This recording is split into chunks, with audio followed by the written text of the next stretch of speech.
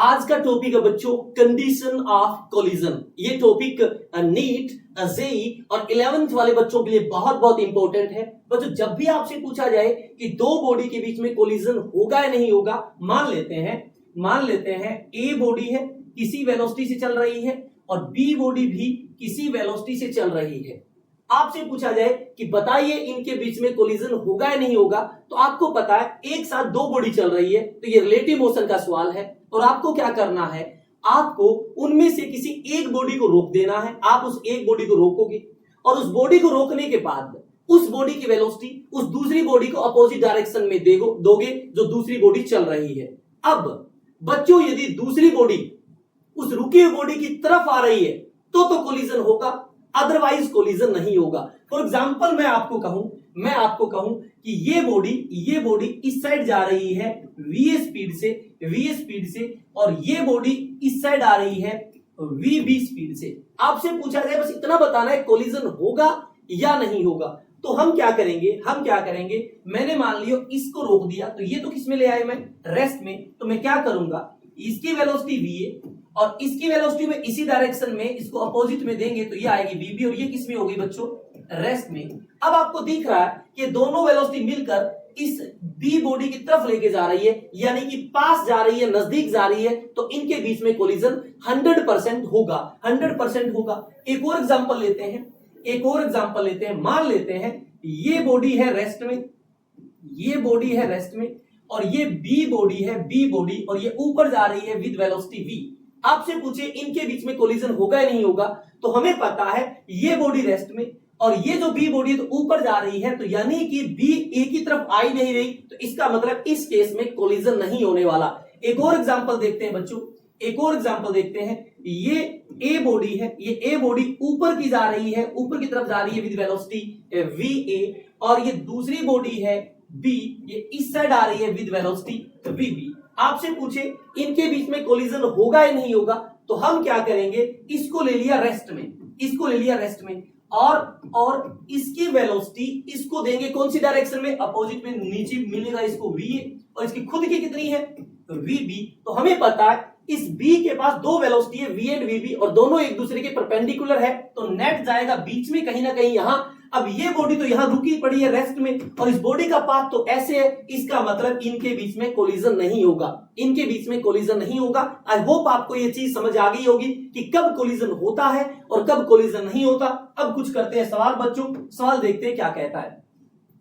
Two particles A and B are projected from ground simultaneously, मतलब दो body है, एक साथ उनको फेंका गया है, एक साथ in direction as shown in figure. ये देख लो, ये A है, ये B है, B की वेलोसिटी 10 है और A की वेलोसिटी 20 है थीटा एंगल के ऊपर और दोनों के बीच में गैप कितना है, x है।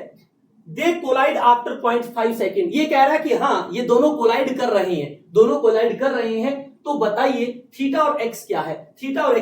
आपको पता है बच्चों दो बॉडी चल रही है तो रिलेटिव मोशन का सवाल है। तो हमने क्या किया, ये जो आपका ए है इसकी वेलोसिटी ये 20 है, तो ये थीटा के साथ वाली वेलोसिटी कितनी हो जाएगी, 20 कोस थीटा, और ये वेलोसिटी कितनी हो जाएगी, 20 साइन थीटा। और यहां पर बच्चों क्या है, बी है और ये वेलोसिटी कितनी है, 10 है। वेलोसिटी क्या है बच्चों, 10 है। तो अब हमें क्या करना है, इसको लेकर आना है रेस्ट में, जैसे इसको रेस्ट में लेकर आओगे तो आप क्या करोगे, उसकी वेलोसिटी बी वाली वेलोसिटी आप किसको दोगे, ए को दोगे, कौन सी डायरेक्शन में, अपोजिट डायरेक्शन में। अब बी तो यहां पर रुका पड़ा है, कोलिजन बोल रहा है, कोलिजन हुआ है। कोलिजन कब होगा, जब पाथ इसकी तरफ हो, इसकी तरफ ही जाए। इसका मतलब इन दोनों वेलोसिटी का कोई काम नहीं है, क्योंकि इसकी तरफ जाने वाली तो 20 कोस थीटा है। तो हम क्या करेंगे, इन दोनों को बराबर पुट करेंगे क्योंकि इनको कैंसिल करना पड़ेगा। तो 20 sine theta is equal to आया 10, तो साइन थीटा आया 1/2, तो थीटा की वैल्यू तो आ गई बच्चों कितनी, 30 डिग्री। थीटा की वैल्यू कितनी आ गई बच्चों, 30 डिग्री। अब कोलिजन कौन करवा रहा है, कोलिजन करवा रही है ये 20 कोस 30 कितना, √3/2। तो ये जो जिस वेलोसिटी से कोलिजन हुआ है वो है 10√3 और इसके बीच में गैप कितना है, x और कोलिजन कितने टाइम में हुआ है 0.5 सेकंड में। तो हमें पता है वेलोसिटी बराबर यानी स्पीड बराबर डिस्टेंस बाय टाइम है, तो हमें डिस्टेंस चाहिए, तो v तो कितना जिसके कारण कोलिजन हुआ है वो तो 10√3 है और टाइम कितना है 0.5 का मतलब 5/10 और ये डिस्टेंस निकल कर आ गई, तो 10 से 10 कैंसिल 5√3 मीटर, यानी x की वैल्यू कितनी आ गई बच्चों, x की वैल्यू कितनी आ गई 5√3 मीटर। आई होप आपको ये चीज समझ आ गई होगी। अगला सवाल देखते हैं बच्चों क्या कहता है। अगला सवाल ये रहा, 2 boys are standing at rest A and B of a ground, मतलब ग्राउंड के ऊपर 2 पॉइंट है A और B। 2 boys are standing at and A and B of a ground, AB की जो वैल्यू है वो है बच्चों A। The boy at B start running in direction perpendicular to AB with velocity v1, boy ऊपर की तरफ दौड़ना स्टार्ट कर देता है किससे v1 स्पीड से। The boy at A start running simultaneously with velocity v, जो बॉय ए है वो भी v से दौड़ने लगता है and catches other in time t, और वो b को पकड़ लेता है and catches other in time t where t is t। बताइए, अब हमें पता है बच्चों ये इस पे जा रहा है, ये इस पॉइंट के ऊपर जा रहा है, तो ए को कहीं इस साइड दौड़ना पड़ेगा ताकि इसको यहां पर कैच कर ले। तो ए की स्पीड कितनी v, तो ए किस डायरेक्शन में चलेगा वो आपको सोचना पड़ेगा। मतलब आप ए को यहां चला दो इसको कैच कर ही नहीं पाएगा, ए को ऐसे चला दो इसको कैच कर ही नहीं पाएगा, क्योंकि बी ऐसे जा रहा है तो ए ऐसे गया होगा जिसके कारण ये कहीं मिल गए होंगे। तो मैंने वी की वेलोसिटी ये मान ली। कितने टाइम के बाद कैच किया है, टी टाइम के बाद, इतने टाइम के बाद कैच किया है टी टाइम के बाद। इसका मतलब ए जहां मान लो यहां पर कैच किया है तो ए कितना चला, स्पीड उसकी v है तो ये चला होगा vt, और v1 कितना चला, ये चला होगा v1t।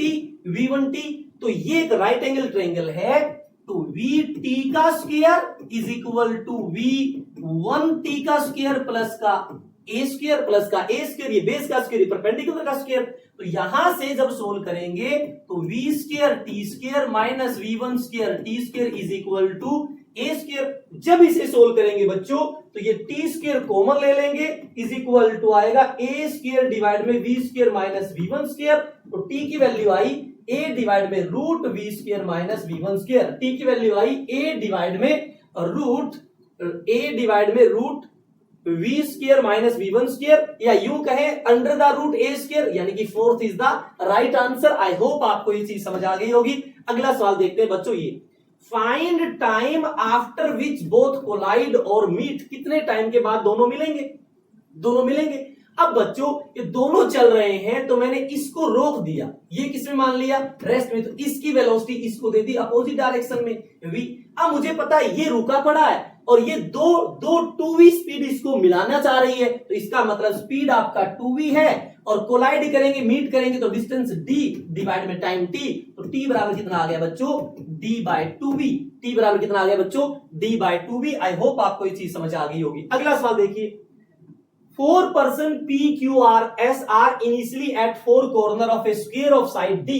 एक स्क्वायर है p q r s और इसकी साइड है d, इसके ऊपर 4 पर्सन है p q r, 4 corner p q r s। Each person now move with constant speed v in such A way that p always move towards q, मतलब p चल रहा है v स्पीड से towards q और Q चल रहा है towards R V speed से, R S की तरफ V स्पीड से, S P की तरफ V स्पीड से, मतलब सारे एक दूसरे को फॉलो कर रहे हैं। The 4 person will meet each other. अच्छा एक बात सुनिए, P थोड़ी देर के अंदर यदि नीचे आएगा, यहां आएगा तो S इसको फॉलो करेगा, तो इसका पाथ कुछ ऐसा हो जाएगा, इसका पाथ कुछ ऐसा हो गया, ये इसका पाथ बन गया ऐसे। अब Q इस साइड होगा तो P इस साइड चला जाएगा, अब Q ऊपर गया तो ये Q इस साइड चला गया, यदि R ऊपर गया तो इस तरह से एक दूसरे को क्या कर रहे हैं, फॉलो। ये थोड़ा और नजदीक आएगा तो ये ऐसे होते होते ये आपस में क्या कर जाएंगे बच्चों, मीट कर जाएंगे, मिल जाएंगे। तो हमें क्या करना है, किन्हीं दो को मिलाना है, किन्हीं दो को मिला दे तो सारे मिल जाएंगे। यदि कोई दो मिले, क्योंकि सबकी कंडीशन एक जैसी है, कोई दो मिलेंगे तो सब मिलेंगे, तो मैंने मिलाना चाहा Q और R को, तो Q ले लिया किसमें, रेस्ट में। तो v की स्पीड मैंने इस क्यू को दे दी कौन सी डायरेक्शन में, अपोजिट डायरेक्शन में। इनके बीच में गैप कितना है, d है।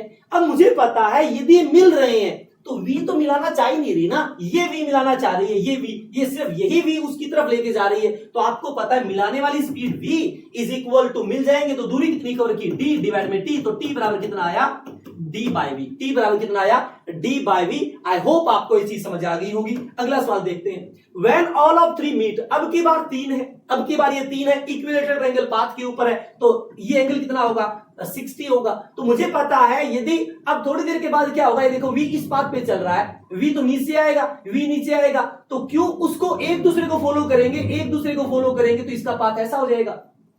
ये जो r है ये v स्पीड से p को फॉलो करेगा तो इसका पाथ ऐसा हो जाएगा, इसका पाथ ऐसा हो जाएगा।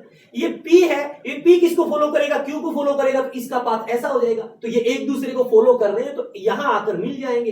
तो किन्हीं दो को मिला देंगे तो सारे मिल जाएंगे। तो मैं क्या करूं, मैं p और q को मिलाना चाह रहा हूं, तो इस q के पास v स्पीड है 60 एंगल पे, तो ये कितना होगा, v sin 60, और ये कितना होगा, v cos 60। यदि मैं इसको रोक दूं, रेस्ट में ले आऊं, तो ये v cos 60 इस साइड दूंगा तो cos 60 1/2 तो v/2, और v sin 60 में कहां दूंगा, नीचे। तो ये तो मिला नहीं रही, मिला कौन रही है, v और v/2, तो 3v/2। तो आपका टाइम कितना आया, t is equal to d divide में 3v/2। आई होप आपको ये चीज समझ आ गई होगी।